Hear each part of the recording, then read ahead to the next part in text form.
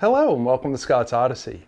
What if I told you that there's a location in Pennsylvania where you can enter another realm just by doing something as simple as traveling through a series of gates along a path in the middle of a wood?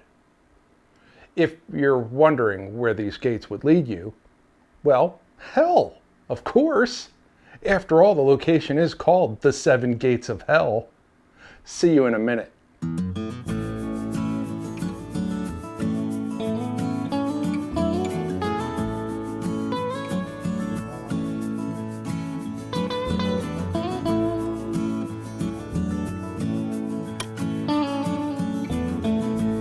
Welcome back. If you've watched my videos before, thank you for your patronage. And if you're new to Scott's Odyssey, welcome aboard.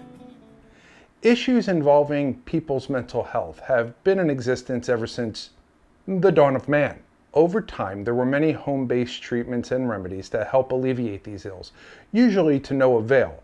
But sometime in the early part of the mid-1800s in America, there was an increase in mental illness that caused the Commonwealth of Pennsylvania to intervene.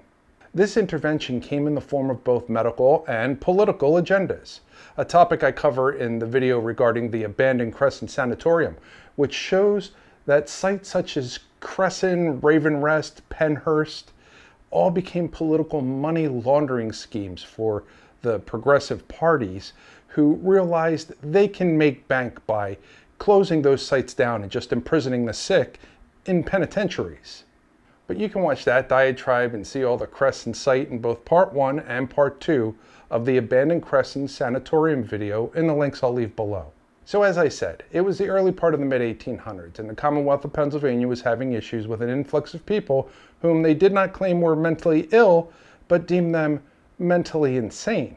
Now, what is meant by insane is that these people were so ill mentally that they no longer had a grasp on reality. Well, our reality. I mean, who's to question that which they perceive is not as real to them as it is to us? And who knows? Maybe their harmonic frequency is off and they are perceiving a world that's just beyond ours, or even right next to ours that we're not yet capable of interacting. Again, yet. But regardless, they were so mentally askew from everyone else that they were incapable of making rational judgment, causing them to be demented and extremely dangerous to both themselves and others.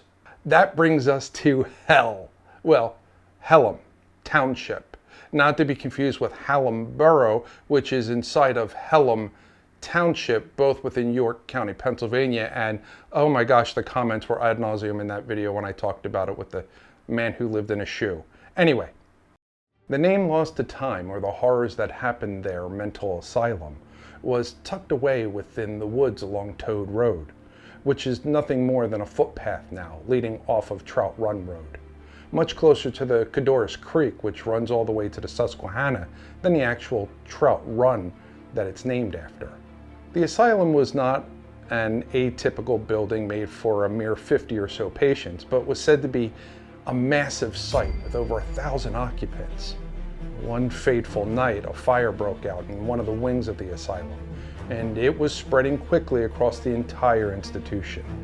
Due to its remote location, the firefighters of York were unable to get to the site in any form of a viable time to do their fighting against the infernal fire that was consuming not only the building, but those denizens whom were locked within.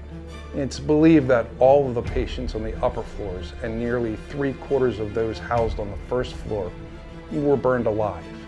The remaining few hundred that escaped the building were severely burned, and they fled into the surrounding woods. Because of the types of insane people that were being housed at this location, the local authorities found it necessary to form armed search parties, who spent the next week searching for those who escaped the fiery pits of their assumed fate. Those whom were found had to be beaten into submission, and some even had to be killed. Many were never found. People now believe that because of what befell these people of the asylum, a curse was born and a way into hell was opened. The political groups in control of York County determined a need to bar off the site based on the severity of what evils may come out of this area of damnation and constructed multiple barriers, each with their own form of old Dutch metaphysical incantation and a physical barrier to keep whatever was there inside the area. To be specific, they circled the land area with what some call devil traps.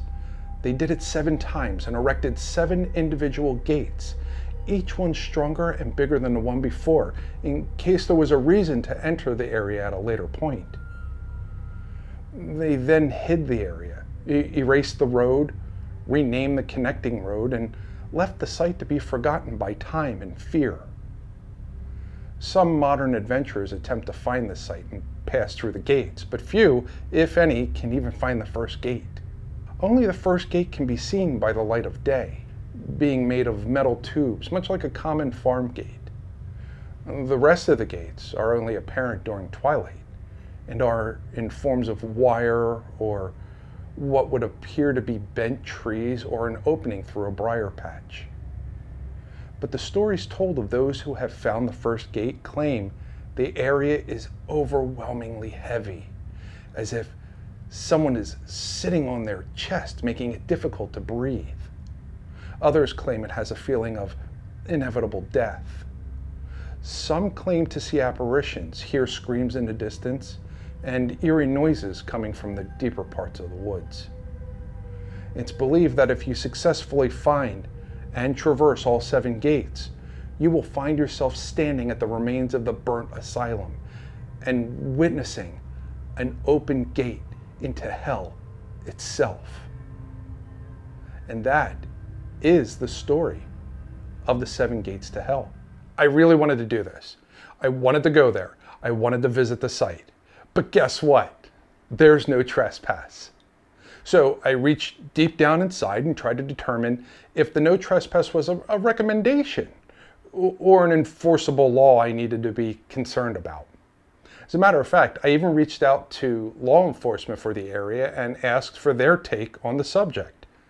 The response, quite matter-of-factly, was, "We constantly get calls up there and make arrests for trespassing," which quickly turned the site into a functional "do not trespass.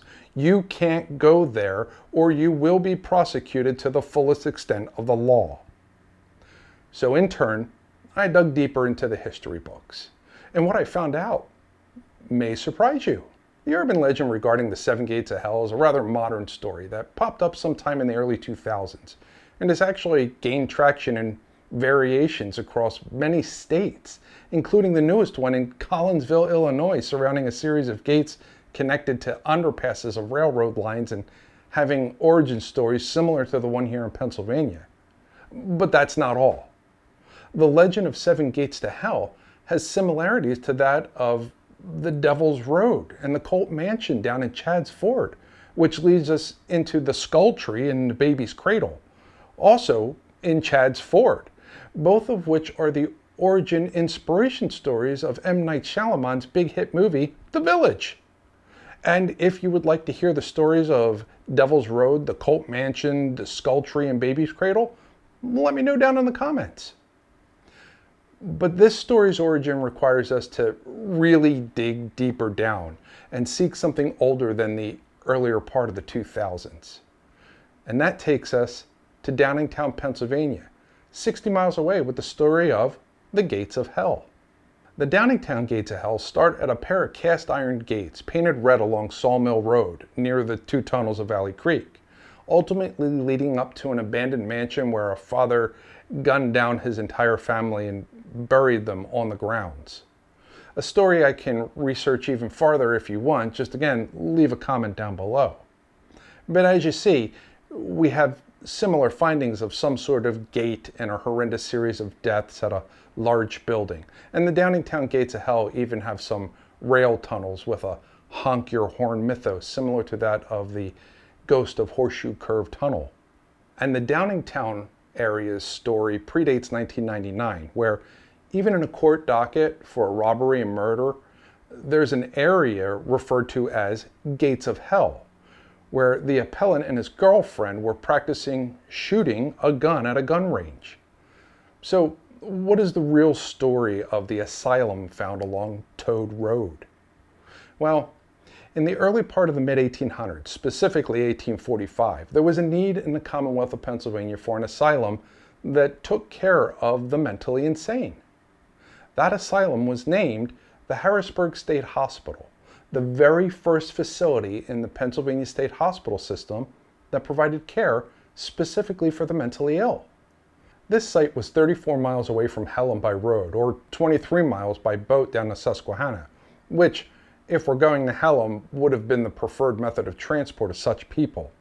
Much like the prisoners being sent to Eastern State Penitentiary who would be sent from Philadelphia up the Delaware River, or the ones who would be sent from New York City to Sing Sing up the Hudson River. In both situations, you have the origin of the phrase for prisoners who a judge would send up the river. If you went by road and attempted to find the elusive Toad Road, well, you would actually find it because Toad Road existed. Not only did it exist, but it existed up until 1884 when it was flooded out completely. The road continued to barely exist through the earlier part of the 1900s and drops off again by the 1940s, most likely due to the St. Patrick's Day flood in 1936, which wreaked equal havoc to the entire area. The actual purpose of the road was different than what the story tells. Toad Road was the access road that existed before Furnace Road was built, and that led you to Codorus Furnace, which was built in 1765 by William Bennett and was owned and operated by none other than James Smith. Yes, the same James Smith who was a member of the Continental Congress and signed the Declaration of Independence. And the furnace remained in operation for 85 years until 1850. Rather importantly, the actual furnace is still there for anyone to go and see, thanks to the purchase of this tract of land by the Conservation Society of York County in 1949, and their efforts in keeping this landmark alive. The Codorus Furnace was rebuilt 3 times since 1949, the last time being in 1983, and is listed on the National Register of Historic Places, and you can actually go out and visit it. The alleged gates that go to the former asylum are located at the intersection between Range Road and Trout Run Road. This is where you would have accessed Toad Road, and the first gate was placed. Yes, I say was because according to the township, the gate has been taken down due to excessive trespass. Or has it? So the gate was there in order to stop you from driving down the now defunct Toad Road completely lost to the 1936 flood. Are there any remnants of a burnt asylum? No, absolutely not. Not even a little bit. As a matter of fact, the only thing you may find if you defiantly trespass onto the current owner's property is the remains of an old flint mill where River Farm Road once existed. Now, there is an alternate form of this story that talks about a crazy, insane asylum doctor who lived out that way, and he was known for doing weird things to his patients. And that story ends similarly to the one about the asylum burning. If we dig a little into that version of the story, you'll see how this all starts to come together. The man who lived near the Flint Mill just off of Toad Road was named Harold Belknap, who was a doctor at the West Side Sanatorium. The West Side Sanatorium was formerly a hotel built in 1909, just 20 miles away from the location of Toad Road, and it slowly evolved into an old folks home. Then it became a nursing home, very similar to the Odyssey HQ building story. But then it became a medical practice under the name of West Side Sanatorium, sometime around 1924 and into 1931.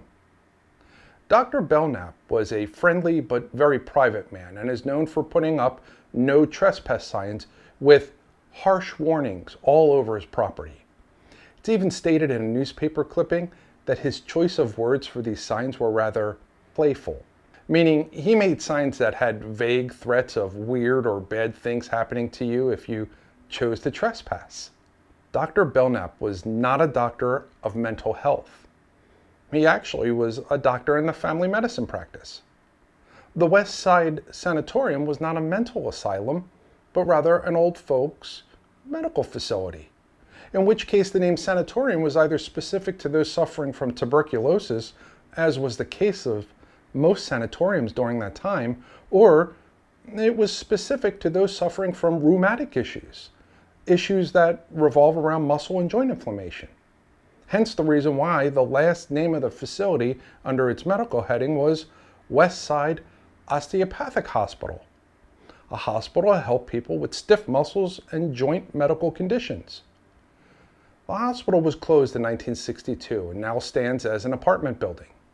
So now we have a lot of pieces that we can put together and speculate how this site came into existence, called the Seven Gates to Hell, as was done in 2008 by independent horror film writer Jason Banker in his self-made movie called Toad Road, following the style of Blair Witch Project meets Kids to tell an urban legend in movie format.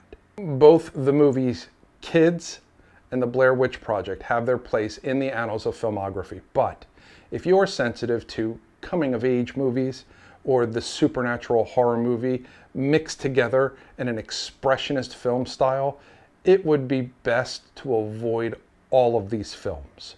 The modern urban legend of the Seven Gates to Hell is a fun story, but it's nothing more than that. It's just a story. I believe the reason why this story came into existence was strictly to keep people off of the property. Even today, the number of people who trespass seeking the Seven Gates is a significant nuisance to the current and multiple owners of the properties that are being crossed. And therein lies the rub. It would almost seem like the more people are kept from crossing these properties and the more people claim it is no trespass, the worse the legend is expanded and told, as if by denying its reality just proves that it's real.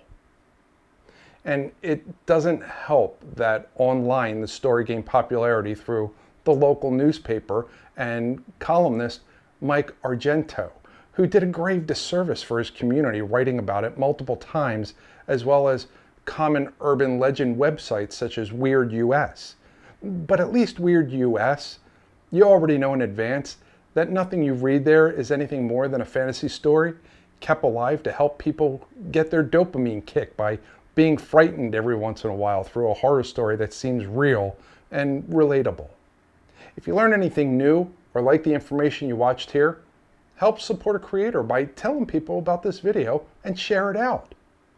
I want to give special thanks to Running Into History, link below, who gave me permission to use a couple of clips of his information to complete this video. So go out and show him some love from the Odyssey in the link that is below. Again, Running Into History. Help the channel stay alive by donating to the Odyssey over on Patreon or PayPal. Show me how much you like the channel by stopping by the merch store, picking out something you really like and would be willing to wear. Send me a picture that I can add to a collage that will be shown on the after show live videos. Give this video a like and leave the comment about what you thought of this video or of other ideas you would like to see come to life here. If you're not already subscribed, subscribe to receive notifications of when the new video has been released. And if you're still here, why not check out this video about the Crescent Sanatorium? As always, I thank you for watching, and I'll see you in the next video.